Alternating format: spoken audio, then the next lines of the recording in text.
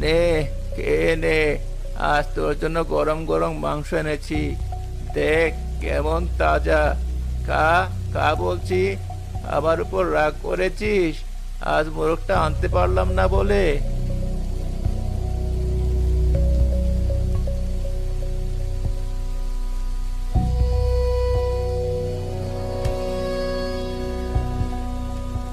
এ এ আমি কি দেখছি?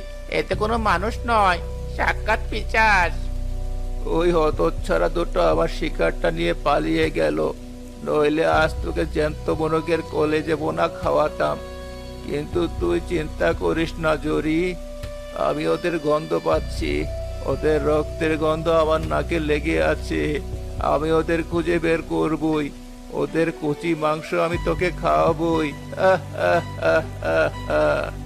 কামাল জামাল পালানোর জন্য ঘুরতেই জামালের পা একটা শুকনো ডালের উপর পড়লো।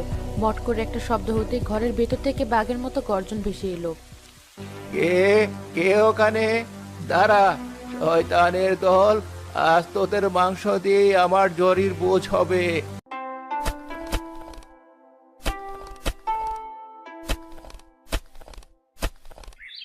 উফ, আর পারি না জামাল। কোমরটা যেন দু টুকরা হয়ে গেল। মনে হচ্ছে এই জমিতে আমার কবর হবে। আর কিছুক্ষণ ভাই, মহাজন বলেছে পশ্চিমের ওই তাল গাছের মাথায় রোদ চড়ে গেলেই আজকের মতো ছুটি। তারপরেই মিলবে আমাদের সারাদিনের মজুরি। সেই মজুরির আশায় তো পড়ে আছি। নইলে এই রাক্ষসের রোদে কে কাজ করে? দেখেছিস, চামড়াটা পর্যন্ত পুড়ে যাচ্ছে। মনে হচ্ছে যেন কেউ গরম লোহা চিয়া চেক দিচ্ছে। পেটের আগুন নেভাতে হলে এই আগুনের সাথে লড়াই করতে হবে ভাই। আমার ছেলেটার মুখটা যখনই মনে পড়ে সব কষ্ট ভুলে যায়। আজ টাকাটা পেলে ওর জন্য বাজার থেকে একটা লজেন্স কিনে নিয়ে যাব। আর আমার মেয়েটা, সে তো সেই সকাল থেকেই বলে রেখেছে, বাবা আমার জন্য আলুর চপ নিয়ে আসবে।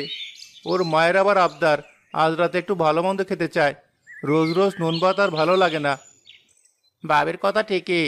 আমরা তো বাইরে কত কি দেখি, কিন্তু ওরা তো ওই চার দেয়ালের মধ্যেই বন্দি থাকে। ওদেরও তো একটু স্বাদ আহ্লাদ করতে ইচ্ছে করে। ঠিক তাই। চল, আর কথা না বাড়িয়ে কাজটা শেষ করি। যত তাড়াতাড়ি কাজ শেষ হবে তত তাড়াতাড়ি মহাজনের কাছ থেকে টাকাটা পাবো। তারপর সোজা বাজারের দিকে দৌড় লাগাবো। তারা দ্বিগুণ উৎসাহে আবার কাজে লেগে পড়ে।